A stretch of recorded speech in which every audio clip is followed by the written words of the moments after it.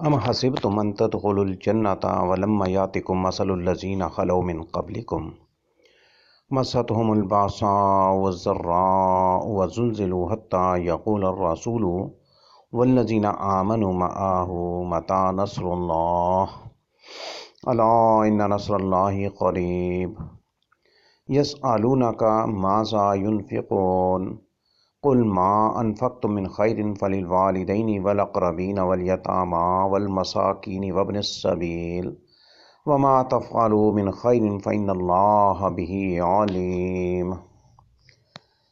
کیا تم نے یہ خیال کر رکھا ہے کہ تم یوں ہی جنت میں داخل ہو جاؤ گے، حالانکہ تم پر ان لوگوں جیسی حالت نہیں آئی جو تم سے پہلے ہوئے ہیں، انہیں تنگ دستی اور تکلیف پہنچی اور وہ ہلا ڈالے، حتیٰ کہ رسول اور جو لوگ اس کے ساتھ تھے کہہ اٹھے اللہ کی مدد کب آئے گی، سنو اللہ کی مدد بہت قریب ہے۔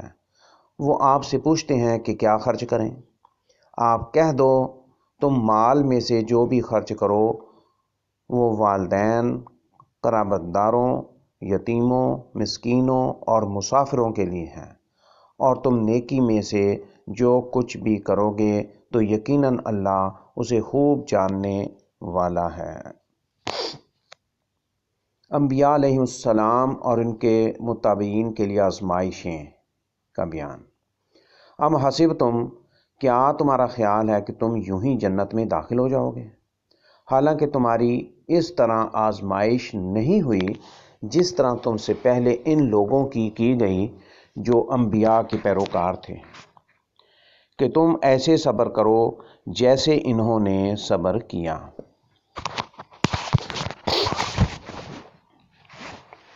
مستہم الباساء والضراء، وہ شدید فقر و فاقہ، امراض اور اللہ کی راہ میں زخموں کا شکار ہوئے، بری طرح ہلا کر مارے گئے۔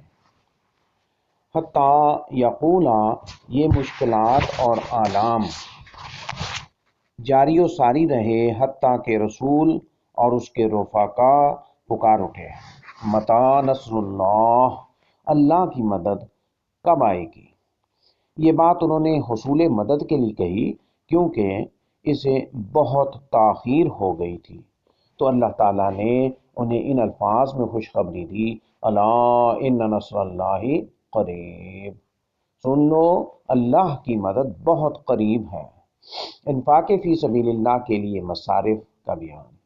یسألونک ماذا ینفقون،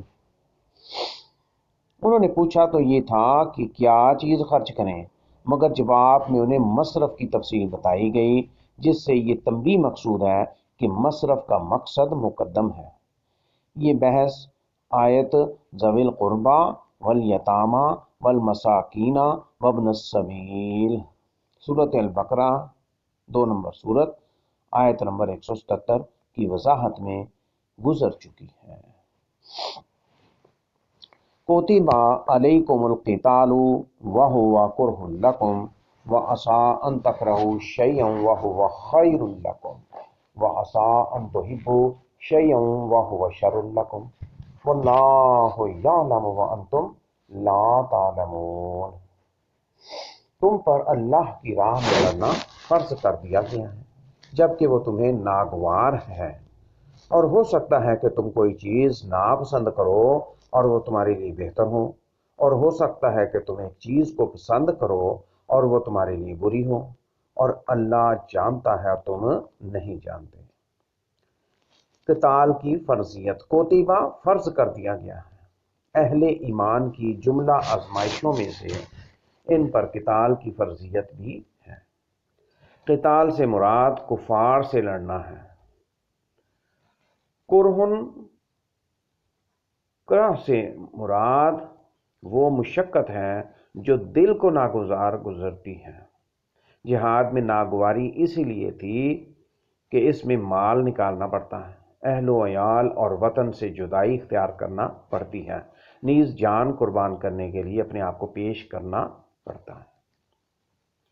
وَعَسَىٰ أَن تَكْرَهُوا شَيْئًا، ہو سکتا ہے کہ جہاد اور اس میں پائی جانے والی مشقت تم کو ناپسند ہو، وَهُوَ خَيْرٌ لَكُمْ، حالانکہ وہ تمہارے لیے بہتر ہے، تمہیں غلبہ اور فتح بھی حاصل ہوتی ہے، تمہیں مال غنیمت اور اجر و ثواب بھی ملتا ہے، اور جو اس راہ میں مرتا ہے اسے شہادت کی موت نصیب ہوتی ہے۔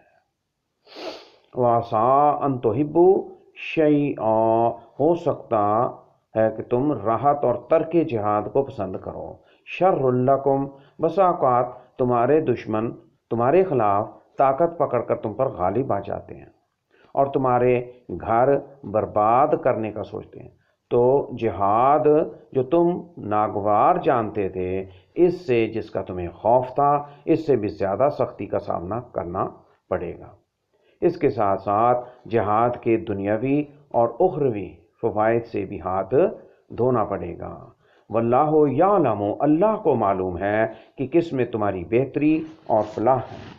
وَأَنْتُمْ لَا تَعْلَمُونَ، اس آیت کے بارے میں ابن شہاب زہری فرماتے ہیں جہاد ہر شخص پر فرض ہے، خواہ وہ لڑائی کے لیے نکلے، خواہ پیچھے بیٹھا رہے۔ پیچھے رہنے والوں سے جب مدد طلب کی جائے وہ امداد کرے، جب اس سے مدد طلب کی جائے تو وہ مدد کرے، جب اسے میدان میں بلایا جائے تو وہ نکل کھڑا ہو، اگر اس کی ضرورت نہ ہو تو بیٹھا رہے۔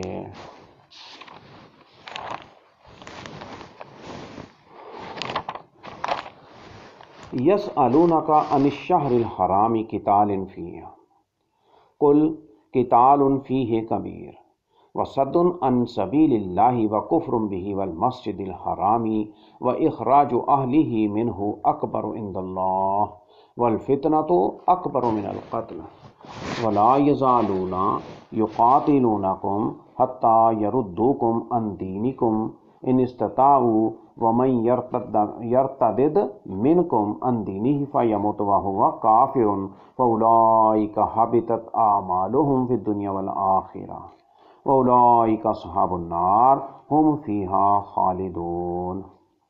إِنَّ الَّذِينَ آمَنُوا وَالَّذِينَ هَاجَرُوا وَجَاهَدُوا فِي سَبِيلِ اللَّهِ أُولَٰئِكَ يَرْجُونَ رَحْمَةَ اللَّهِ وَاللَّهُ غَفُورٌ رَحِيمٌ۔ وہ آپ سے حرمت والے مہینے میں لڑنے سے متعلق پوچھتے ہیں، کہہ دیجئے کہ اس میں لڑنا بڑا گناہ ہے، اور اللہ کے راستے سے روکنا اور اس سے کفر کرنا اور مسجد حرام سے روکنا اور اس کے رہنے والوں کو اس سے نکالنا اللہ کے نزدیک اس سے بھی بڑا گناہ ہے، اور فتنہ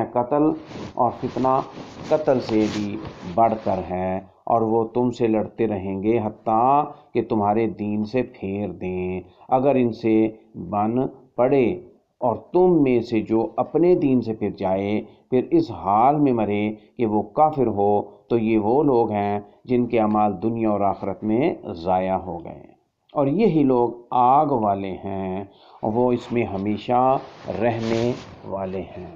یقیناً جو لوگ ایمان لائے، جنہوں نے ہجرت کی اور اللہ کے راستے میں جہاد کیا، وہی اللہ کی رحمت کی امید رکھتے ہیں، اور اللہ تعالیٰ بہت بخشنے والا اور بہت مہربان رحم کرنے والا ہے۔ حرمت والے مہینوں کے احکام کا بیان۔ یسألونک عن الشہر الحرام قتال فیہ، اللہ کے رسول صلی اللہ علیہ وسلم نے ایک سریہ بھیجا جس کا آمنا سامنا عمر بن حضرمی سے ہو گیا، جو طائف سے مکہ مکرمہ آ رہا تھا۔ یہ حرمت والے مہینے رجب کی پہلی رات تھی، تاہم لشکر کو معلوم نہیں تھا، وہ اسے جمادہ ثانیہ کی رات سمجھتے تھے، لہٰذا ان میں سے ایک آدمی نے عمر بن حضرمی کو قتل کر دیا، اور انہیں اس کا سارا ساز و سامان لے لیا۔ انہوں نے اس کا سارا ساز و سامان بھی لے لیا۔ اس پر مشرکین نے مسلمانوں کو آر دلائی کہ تم نے حرمت والے مہینے میں عمر کو قتل کیا ہے۔ اس پر یہ آیت مبارکہ نازل ہوئی۔ مراد یہ ہے کہ وہ آپ سے حرمت والے مہینوں میں جنگ کرنے کے بارے میں دریافت کرتے ہیں۔ حرمت والے مہینے یہ ہیں: ذوالقعدہ، ذوالحجہ، محرم اور رجب، 3 یکے بعد دیگرے جبکہ ایک الگ مہینہ ہے۔ قل قتال فیہ کبیر، حرمت والے مہینے میں قتال کرنا بہت بڑا گناہ اور ناپسند ہے۔ وصد عن سبیل اللہ وکفر بہ والمسجد الحرام واخراج اہلہ منہ اکبر عند اللہ، اللہ تعالیٰ کی راہ سے روکنا، اللہ سے کفر کرنا، مسجد الحرام سے روکنا اور وہاں کے باسیوں کو وہاں سے نکالنا اللہ تعالیٰ کے ہاں بہت بڑا گناہ ہے۔ کفار مکہ یہ سب کام کرتے رہتے تھے۔ والفتنۃ، یہاں فتنے سے مراد کمزور مومنوں کو عذاب دے کر اور جلا وطن کر کے ان کے دین سے بھٹکانا ہے، بھگانا ہے۔ یہ ان کے قتل سے بھی بڑھ کر ہے اگر تم انہیں قتل کر دو۔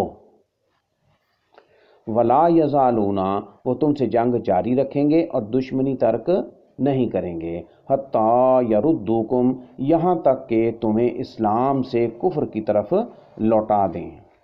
ان استطاعوا، اگر ان کا اس پر بس چلے کہ تمہیں دین سے پھیر دیں۔ حابطت، ان کے اعمال باطل ہو گئے اور ضائع ہو گئے اور بگڑ گئے۔ فی الدنیا والآخرہ، مرتد پر دنیا میں مسلمان ہونے کا حکم باقی نہیں رہتا اور آخرت کا کوئی بھی ثواب نہیں ملتا جو اسلام کے سبب سے ملتا ہے۔